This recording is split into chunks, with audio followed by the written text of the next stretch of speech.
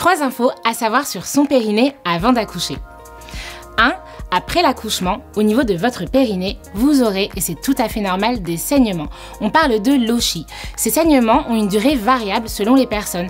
En moyenne 4 semaines, mais ça peut durer pour certaines 2 semaines et pour d'autres 6 semaines.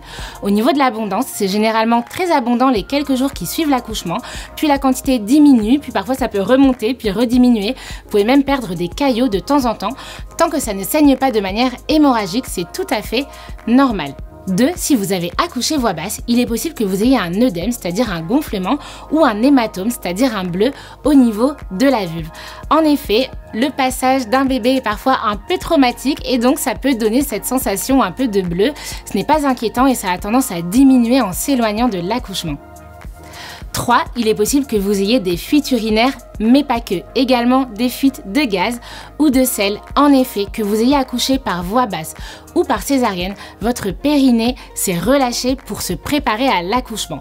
De plus, il a porté pendant plusieurs mois un bébé de plusieurs kilos et donc ce périnée a parfois plus de mal à retenir les urines, les sels, les gaz, mais également parfois les organes, d'où l'intérêt de faire un bilan périnéal 6 semaines après l'accouchement avec votre sage-femme ou votre kiné.